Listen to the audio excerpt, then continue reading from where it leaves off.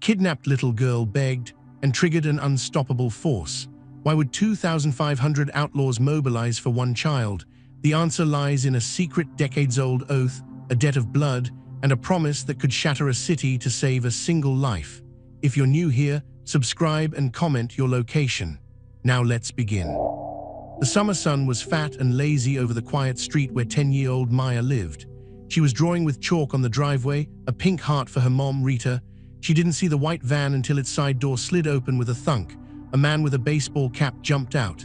His hand clamped over her mouth. It smelled like cigarettes and oil. She kicked, she bit, but she was small. He threw her into the dark van. The door slammed. The van sped away. All that was left on the hot pavement was a broken piece of pink chalk. In her house, her mother Rita felt a cold chill. She called out the back door. Maya, lunchtime. Silence. She walked to the front. The driveway was empty. Maya, her eyes saw the abandoned chalk. Her heart started to pound. Maya, her scream split the quiet afternoon. While Rita frantically called 911, the van was already crossing town lines. Inside, Maya cried, her face wet with tears. The man with the cap, a low-level thug named Leo, checked his phone, got the package, moving to the drop. He didn't know who the little girl was. He was just paid to grab her. He looked at her. Stop your crying, kid. You'll be fine. But Maya wasn't just any kid. Her grandfather, Elijah, now 85 with hands still stained faintly with grease, was in his small garage apartment when his phone rang. It was Rita, hysterical. Dad, she's gone. Maya's gone. Someone took her. Elijah's old heart, a strong drum that had survived war and prejudice, clenched like a fist. He didn't call the police again. He walked to a locked wooden box on his dresser. Inside, under old medals, was a single worn business card. No name, just a phone number handwritten in faded ink and a small, simple drawing of a winged skull. He picked up his landline phone, his finger trembling only slightly. He dialed the number. It rang once, twice. A gravelly voice answered. Yeah. Code Black, Elijah said, his voice steady but heavy with fear. It's Elijah's girl, the youngest. She's been taken. There was a pause on the line, just a beat. The voice changed, sharpened. Location, now. Elijah gave him the address. The line went dead. In a sleek, modern condo overlooking the city, a man named Daniel Doc Henderson ended the call. He was in his late 60s, but built like a wall, with a close-cropped gray beard and eyes that had seen too much. He was wearing a silk robe. A woman named Elena, with dark hair and a playful smile, handed him a cup of coffee. Trouble, my Amma. Old debt, Doc said, his voice a low rumble. He walked to a secure laptop, typed rapidly, and entered a password, Old Guard. A simple interface opened. He hit a single red button labeled Protocol E. Across the state, in clubhouses, garages, and legitimate businesses, phones buzzed and screens lit up with a simple, urgent message. Old Guard. Converge. Grid lockdown. Recovery. Child. Location. Maya's address. The response was not a riot. It was a mobilization. James Joker Kowalski, a bear of a man with a laugh that could shake windows, was detailing his custom Harley. He got the alert. He stopped whistling. He put down his cloth. He put on his cut, his leather vest covered with patches and pins, and walked into his clubhouse main room. He picked up a microphone. Listen up, Old Guard is active. Everyone, now we roll in 10. The room, full of men playing pool and watching TV, exploded into motion. But Joker added, grinning just a little, and someone called Becky's Bakery. Tell her we need all the coffee and donuts she's got. It's gonna be a long day. David Preacher Jones, a man who ran a legit auto shop chain, got the alert in his office. He closed a deal on a new property with a polite smile. We'll sign tomorrow, gentlemen. A family matter has come up. He walked out, slipping on a weathered leather vest over his expensive shirt. His employees, mechanics in clean uniforms, saw him and began shutting down bays, following him out. They came on bikes that were masterpieces of chrome and noise, and in quiet SUVs and work vans. They came from tow truck companies, construction sites, and corporate offices. They were not just enforcers. They were a network. Within 45 minutes of Elijah's call, the first 50 members arrived on Myers Street. They formed a respectful perimeter, talking quietly to the stunned police who had just arrived. Doc pulled up in a black SUV. He walked straight to Rita, who was sobbing on the porch, and Elijah, who stood straight as a soldier beside her. Doc nodded to Elijah, "Brother." Elijah nodded back, eyes glistening. "Doc, find her." "We will." Doc turned to Rita. "Ma'am, my name is Daniel. Your daughter Maya, what was she wearing?" Rita, through tears, described the purple t-shirt, the blue shorts, the rainbow sneakers. Doc relayed it into his phone. The description spread instantly through the network. Then the strategy began. This wasn't about violence. Not yet. It was about pressure. Joker coordinated with men who knew the city's traffic systems. Tow trucks driven by prospects were deliberately disabled at key intersections, creating controlled gridlock. Construction crews affiliated with the club closed roads for emergency repairs. The city's underbelly, the world of informants and street dealers, was squeezed. Quiet, terrifying conversations were had in alleyways. A little girl. "Rainbow sneakers. Talk now, or we shut down everything you have." The kidnappers, Leo and his boss, a cruel man named Victor, were holed up in a rundown house in a bad neighborhood. They thought they were safe. Victor looked out the window. "Why is there no traffic? Where are all the cars?" Leo checked his phone. "My guy downtown says the streets are jammed. Tow trucks everywhere. It's weird." Victor felt the first trickle of cold fear. Move the girl, now, to the secondary spot. But when Leo went to the back room where Maya was tied to a chair, he found her not crying, but staring at him with fierce, hateful eyes. "My grandpa is coming for you," she whispered. "Shut up, kid," Leo said, but his hand shook as he untied her. Back on Maya's street, the number of bikes and vehicles grew to hundreds. The rumble was a constant, angry heartbeat. News helicopters circled overhead. The police captain was on the phone with the mayor. "No, sir, they're not causing trouble. They're helping. They've set up a donation station for water. They have a better communication net than we do. I think they're locking the city down to trap someone." Doc was in a makeshift command center in a converted RV. A young tech-savvy prospect named Paul was tracking cell data, filtering for patterns. "Doc," Paul said, his voice excited. "We got a ping, burner phone. It was near the snatch site. Now it's moving but slow, gridlock's working. They're trapped in the southeast quadrant." Doc looked at a large map on the screen. He pointed to a choke point. "Here, they'll try to cut through the old industrial park. It's the only clear route left." He got on the radio. "Joker, take Prospect Crew 3, block the west entrance to the Morgan Industrial Park. Preacher, you have the east, box them in. Do not engage, just contain. We need the girls safe." The operation moved with military precision. Victor's van, with Maya inside, was indeed crawling towards the industrial park. Victor was sweating. Something is wrong. This was a simple job. Suddenly, ahead of them, a large tow truck pulled across the road, completely blocking it. Victor swore, "Reverse, go back." But as his driver reversed, they saw in the rearview mirror two massive Harley-Davidson motorcycles roll to a stop, blocking the road behind them. The riders, Joker and another huge man named Mark, just sat there, arms crossed, looking at the van. They were trapped. Victor panicked. "The girl, she's the key, they want her." He pulled a gun and turned to the back.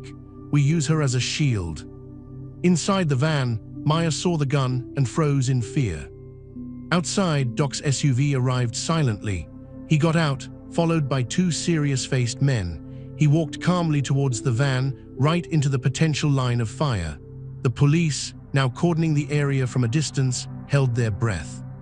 Doc stopped 10 feet from the van. He spoke, his voice calm but carrying. "Victor, I know it's you in there. Open the door, send the girl out. Now." Victor shouted from inside, "You come closer, I hurt the girl." Doc's expression didn't change. "You hurt one hair on that child's head," he said, his voice dropping to a deadly quiet tone, "and not one of the 2,500 men here will let you see a courtroom. Your choice. A quick police arrest, or a very, very long goodbye." The silence was heavy. Seconds ticked by. Then the van's back door handle clicked. It swung open slowly. Leo, pale and shaking, pushed Maya out. She stumbled onto the asphalt, her rainbow sneakers bright in the gloomy industrial park. "Run to the man, baby," Doc said, his voice softening just for her. Maya ran. She sprinted straight into Doc's arms. He picked her up, shielding her eyes from the van. "You're safe, little one. Grandpa's waiting." At that moment, police swarmed the van, pulling Victor and Leo out. The threat was over. The ride back to Maya's street was quiet. Doc held Maya in the back of the SUV, letting her cry into his leather vest.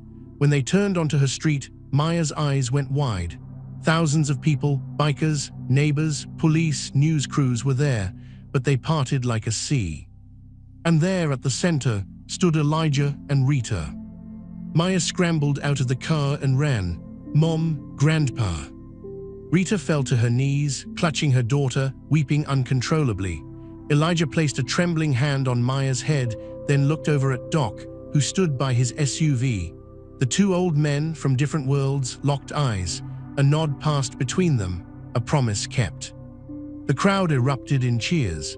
Joker started passing out donuts from Becky's bakery to everyone, cops, bikers, reporters. "See," he boomed to a young police officer.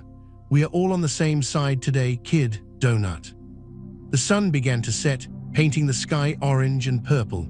The bikes started to rumble to life, not in anger, but in departure. One by one, they rode past Maya's house, each rider giving a small nod or a wave to the little girl on the porch, who was now sipping hot chocolate, safe in her mother's arms. The old guard had done its duty. The Empire hadn't been given up. It had been used for one day to protect the most innocent member of its extended family. The debt was paid, but the bond, as solid as steel and chrome, remained. The story wasn't over, not really. The headlines screamed, 2,500 Angels Swarm City Rescue Girl. For a week, Maya's house was surrounded by flowers, stuffed animals, and news vans. Rita kept Maya close, her nerves still raw. Elijah slept better, but a deep, cold anger had settled in his bones. Someone had ordered the grab. Victor was a middleman. At the clubhouse, a different kind of meeting was happening. It was in the back room, the walls lined with photos of old bikes and older men. Doc, Joker, Preacher, and a few other senior members sat around a heavy oak table. The mood was serious, but not grim. "We squeezed Victor's crew dry," Preacher said, his voice calm. "The order came from out of state. A man named Carl runs a trucking company. He was targeting kids from certain neighborhoods, thinking no one would make a big fuss." Doc steepled his fingers. "Carl doesn't know about the old guard. He just saw an opportunity." Joker cracked his knuckles, a loud sound in the quiet room. "So we educate him." "No," Doc said, a small smile playing on his lips. "We bankrupt him. We don't give up our empire, gentlemen. We use it legitimately." He laid out a plan. Carl's trucking business relied on certain routes, certain warehouses, certain relaxed officials.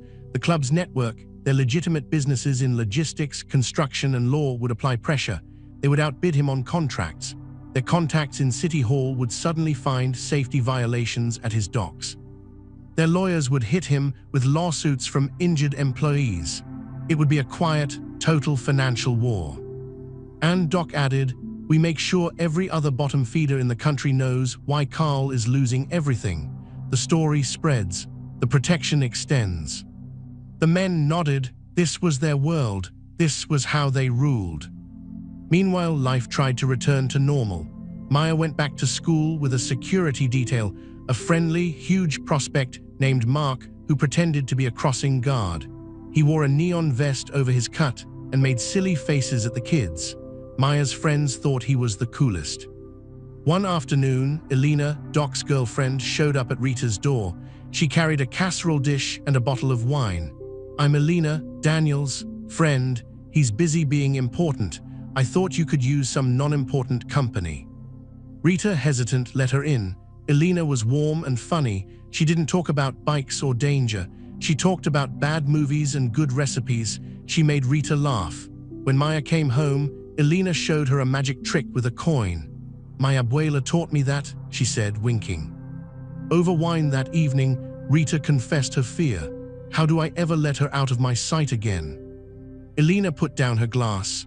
"You don't, Mija, not yet, but you build a bigger circle. You let people in, like that big oaf Mark on the corner, like me, like Daniel and the others.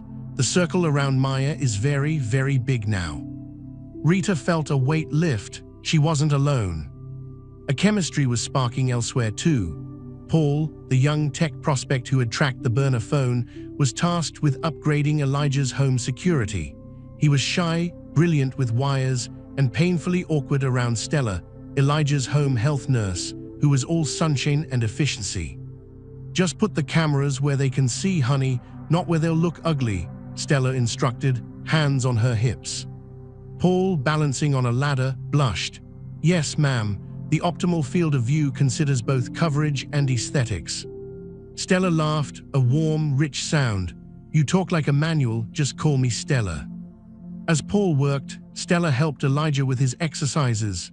"You showed them all, Mr. Elijah," she said, getting his arm. "Just kept a promise," he grunted. Paul watched them. He saw the respect, the history. It made him stand a little taller in his prospect cut. He wasn't just in a club, he was part of a family. When he finished, Stella offered him lemonade. Their fingers brushed. He almost dropped the glass. "Sorry," he mumbled. "Don't be," Stella smiled. "It's nice to meet a man who's brave enough to face down criminals but scared of a pretty girl." Paul's face turned crimson. Elijah chuckled from his armchair. "You're in trouble now, son." The plan against Carl moved silently. In a city council meeting, a contract for warehouse maintenance was awarded to Preacher's Auto and Fabrication instead of Carl's company. The bid was only 1% lower. It was clean, legal, a business decision. At the docks, a surprise inspection by city fire marshals, prompted by an anonymous tip, found major code violations in Carl's primary storage unit. It was shut down. Fines were levied. Carl called his contacts. They didn't answer. The word was out. He had touched protected property. The old guard's reach was long and its memory longer. Frustrated and losing money fast, Carl made a stupid move. He hired 2 new thugs to send a message, not to the club, that would be suicide. He targeted what he thought was a weak link, Rita. One evening, as Rita was closing the blinds, she saw a car parked across the street with 2 men inside. It hadn't moved for an hour. Her blood ran cold. She called Elena, trying to keep her voice steady. Elena didn't call Doc, who was in a crucial meeting. She called Joker. "Joke, Rita's got watchers, can you be?" Subtly terrifying. Joker grinned. "My specialty." 15 minutes later, a roaring sound filled the street. Not an army of bikes, just one. Joker on his massive, gleaming Harley pulled up right next to the suspicious car. He killed the engine. He was wearing shorts and a Hawaiian shirt, a comical look on his huge frame. He got off his bike, pulled out a spray bottle and a rag, and started lovingly cleaning his handlebars, whistling. Then he noticed the men in the car. He walked over, tapped on the window. The driver, nervous, rolled it down. "Nice evening," Joker said, his smile friendly but not reaching his eyes. "You fellas lost? This is a real quiet neighborhood. Families, kids, like the little girl who lives right there." He pointed to Rita's house. "We all love that little girl. We check on her all the time, you understand." The driver just nodded, pale. "Good," Joker clapped his hands, making them jump. "Now why don't you tell your boss, Carl, that his trucking business in Ohio, the one he thinks is secret, the fuel tanker contract is falling through tomorrow. He should check his email." Joker's smile vanished. "Now drive, and if I see you again, I won't be washing my bike." The car sped off. Joker waved cheerfully at Rita's window. Then he got back on his bike and rode away, still whistling. Rita texted Elena, "Watcher's gone." Joker came. He was bizarrely effective. Elena replied, "Told you, bigger circle." Doc's war was almost won. Carl, hemorrhaging money and cut off from all sides, was desperate. He decided to run, but the club knew. Paul tracked his financials. Saw the plane ticket purchase. The night before Carl's flight, Doc and Preacher paid a visit to his nearly empty office. No violence. They just walked in. Carl reached for a drawer. "Don't," Preacher said softly. "We're not here for that. We are here to give you a gift." Doc placed a single photo on Carl's desk. It was Maya, laughing on a swing, her rainbow sneakers a blur. "That's the life you tried to steal," Doc said. "Look at it." Carl stared, sweating. "We ruined you," Doc continued, his voice conversational. You have nothing left. The plane ticket you bought. The pilot works for a charter company we own a piece of. You're not going anywhere. The police will be here in the morning. You'll go to jail for a long time. That's our gift. A chance to live. Because if you ever get out and think of coming near that girl or anyone like her, we won't call the police. We'll call the old guard, and there will be no meeting. Do you understand the difference? Carl understood. He slumped in his chair, defeated. The next morning, the police arrested Carl on charges of conspiracy and attempted kidnapping, built on the evidence Victor had given up to avoid the club's alternative justice. A month later, the club threw a barbecue, a real one, not at the clubhouse, but at a big park they'd rented out. It was for families. There were grills smoking, kids playing softball, music playing. It looked like any big family reunion. Maya ran around with other kids, playing tag. She was just a kid again. Elijah sat at a picnic table with Doc, drinking iced tea. "Thank you, Daniel," Elijah said, "for everything." Doc shook his head. "The debt was mine, Elijah. You saved my father's life. You gave him shelter when the world spat on him for the patches he wore. This was just interest." Near the grills, Joker was wearing an apron that said "Kiss the Cook" and arguing playfully with Alina about the right way to season burgers. "You need more paprika," she insisted. "Woman, this is an art form," Joker bellowed, but he added the paprika. Paul and Stella sat on a blanket, sharing a plate. He was telling her about firewall encryption. She was listening, actually listening, and stealing fries from his plate. Rita stood with Preacher, looking at the scene. "I never thought this would be my life," she said. Preacher smiled. "Family isn't always who you're born to. Sometimes it's who shows up. And sometimes they show up on two wheels, making a ridiculous amount of noise." As the sun set, painting the sky in shades of gold, Doc stood up. He tapped a spoon on his glass. The crowd quieted. Even the kids stopped. He didn't give a big speech. He just raised his glass. "To family," he said, his eyes finding Maya, then Elijah, then Rita, then moving over the faces of his brothers, their wives, their kids. "To the old guard, and to peace." A chorus of "to family" rang out. Maya ran over and hugged Doc around the waist. He put a big, gentle hand on her head. The circle was complete. The empire stood, not just in strength, but in peace. Peace for them was a busy thing. It didn't mean sitting still. It meant watching. It meant building. The barbecue was a celebration, but the next day, the machine kept running. At the auto shop, Preacher met with a city official about a new youth outreach program. "We'll provide the tools, the space," Preacher said, his hands clean, his shirt crisp. "Kids from the neighborhoods, they can learn mechanics, a trade, keep their hands busy." The official, who knew who he was dealing with, nodded eagerly. It was good PR, but it was also real. It was part of the circle. Joker's chapter started a Santa's Garage toy drive for Christmas, months early.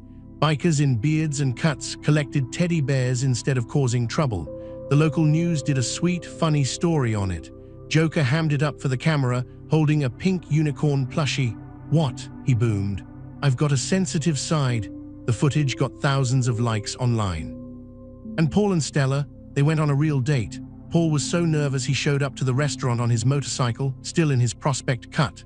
Stella arrived in a simple yellow dress. She took one look at him, walked over, and kissed him on the cheek. "You look handsome," she said. Paul's nervousness melted. They talked for hours. He told her about his dream of starting a legit security company. She told him about her dream of opening a community clinic. By the end of the night, their dreams were mixing together. But in the heart of the club, the core business, respect, power, protection, still hummed. One evening, Doc sat in his condo with Alina. She was looking at property listings on a tablet. "This one has a garden," she said, pointing. Doc looked, "Big fence." "Of course, for the grandkids."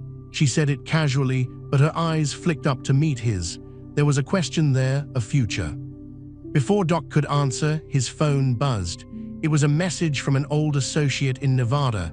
It was just two words: movement, the Cobras. The Cobras were a small, nasty gang from a neighboring state. They were into drugs, guns, cheap theft. They had heard about Carl's downfall, but they didn't understand the reason. They just saw weakness. They thought the angels had gone soft, playing with toys and hosting barbecues. They decided to test the territory. They started selling their bad drugs on a street corner that was under the protection of a small, legitimate business owned by an angel's cousin. This was a direct challenge, not to a person, but to the system. Doc called a meeting. It was in the clubhouse again. The mood was different this time. It was cold, focused. "The Cobras are flies," Doc said, packing. "Stupid, annoying. They don't know about Maya. They don't know about the old guard. They just see a chance. We need to swat them, not with a war, with a lesson." Mark, the big prospect who had guarded Maya's school, spoke up. "Let me handle it. Simple, a visit." Doc shook his head. "No, we use the playbook. We don't give up our empire. We show them what the empire is." The plan was elegant and ruthless. It happened in 3 acts, all in one day. Act 1, the squeeze. At 9 a.m., every business in a 3-block radius of the Cobra's corner, the laundromat, the bodega, the nail salon, got a surprise visit from city health inspectors and building code officers. These were real officials, but their visits were prompted by concerned citizen calls from the club's network. Minor violations were found everywhere. The message was clear: this area is now under microscope. The Cobra's customers vanished. Act 2, the alternative. By noon, a free community health van, funded by a charity the club supported, parked right across from the Cobra's corner. Nurse Stella was there, wearing her scrubs, offering free checkups. She was sunshine and professionalism. "Hello, honey, need your blood pressure checked," she called to people on the street. It drove the lurking Cobras crazy. They couldn't operate with a nurse and a line of old ladies watching. Act 3, the conversation. At dusk, Preacher and Joker arrived, not on roaring bikes, in Preacher's quiet sedan. They got out, dressed in nice slacks and jackets. They looked like businessmen. The 2 Cobras on the corner, skinny guys in baggy clothes, puffed out their chests. Preacher walked up, a file folder in his hand. "Gentlemen," he said, his voice polite, "my name is David. This is James. We represent the Neighborhood Improvement Association." One Cobra sneered. "We don't care about your association." "You will," Joker said, his voice cheerful. He pointed to the health van. "See that? That's part of it. We're improving things. We don't like your product. It lowers the property values." The Cobra laughed. "You gonna stop us?" Preacher opened the folder. He showed them a photo. It was of a nice house in the suburbs. "This is where your leader Tony lives, with his mother. She has a lovely rose garden." He showed another paper. "This is the deed to his mother's house. The mortgage was paid off last week by a holding company we own." He showed another. "This is Tony's parole agreement. He's not allowed to associate with known gang members like you two." The Cobra's bravado faded, replaced by confusion and fear.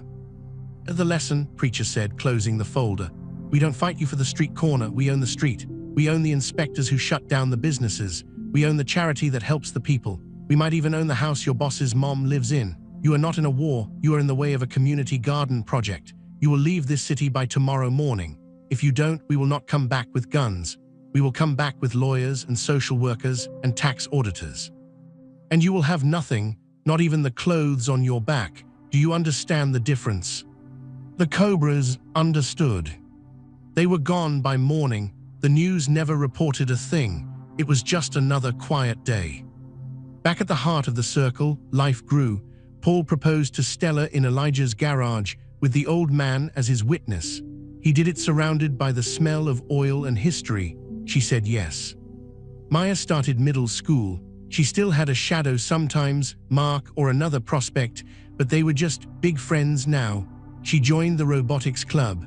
Paul helped her build her first robot. One night, months after the kidnapping, Rita had a nightmare. She woke up crying. She went to check on Maya, who was sleeping peacefully, a stuffed bear from the toy drive in her arms. Rita went to the kitchen for water. She saw a shadow outside. For a second, panic froze her. Then she saw it was just Doc, sitting on his SUV parked down the street, a silent, dark silhouette under the streetlight. He wasn't looking at her house. He was just there, watching the night, keeping the circle. Rita didn't wave. She just watched him for a moment, then went back to bed. For the first time, she slept all the way through the night. The final piece clicked into place on Elijah's 86th birthday. The club threw him a party at the park again. It was bigger this time. All the chapters for miles around sent representatives. There were hundreds of people. Maya stood on a picnic table. She had a present for her grandpa. It was a drawing. She unfolded it. It was a detailed picture of a motorcycle, but it wasn't just any motorcycle. It had wings on the front, like an old angel pin, and sitting on it, drawn in careful crayon, was a little girl with rainbow sneakers and an old man with a mechanic's hat. Above it, she had written, "The Old Guard." The crowd of hardened bikers, their families, their friends, fell completely silent. Some of the toughest men there had tears in their eyes. Elijah took the drawing, his hands trembling. He looked at it for a long time. Then he looked at Maya, then at Doc. "This," he said, his voice strong and clear, "is the only treasure that matters." Doc walked over. He put an arm around Elijah's shoulders. He looked out at his empire, not at the bikes or the cuts, but at the faces. At Joker holding a toddler on his shoulders. At Preacher talking with city councilmen. At Paul and Stella holding hands. At Rita smiling, finally relaxed. At Maya beaming with pride. "The debt is paid, Elijah," Doc said quietly, "but the family is forever. The Old Guard isn't a protocol, it's this." He gestured to all of them. "It's the circle, and it's unbroken." That night, as the party wound down, the bikes started to rumble to life. They lined up, not for a war ride, but for a tribute ride. They were going to ride slowly through the city, a parade of light and sound, just to show they were there. A promise, rolling on two wheels. Maya and Elijah stood at the front, given headphones to protect their ears. Doc helped Elijah onto the back of his own custom bike. He settled Maya in front of him, her small hands on the handlebars. "Ready?" Doc asked, his voice gentle. "Ready," Maya said, her eyes wide with excitement. Doc looked at Elijah in the rearview mirror. The old man nodded, a soldier going on one last, peaceful patrol. Doc kicked the bike to life. The engine roared, a powerful, clean sound. Behind him, one by one, hundreds of other engines roared in answer. It was a thunder of peace. They pulled slowly onto the street. The line of motorcycles stretched for blocks, their headlights cutting through the dark. People came out on their porches to watch. They didn't look afraid. They waved. Kids cheered. Maya, safe between the two men who represented her past and her fierce, unexpected future, smiled the whole way. She was home. The circle was complete. The empire stood, not in shadows, but in the light of 1,000 headlights protecting its own. Thank you for watching. Would you have the courage to call the most unlikely heroes for help? Let us know in the comments where you're watching from and hit subscribe. You won't want to miss the next story of unexpected protection.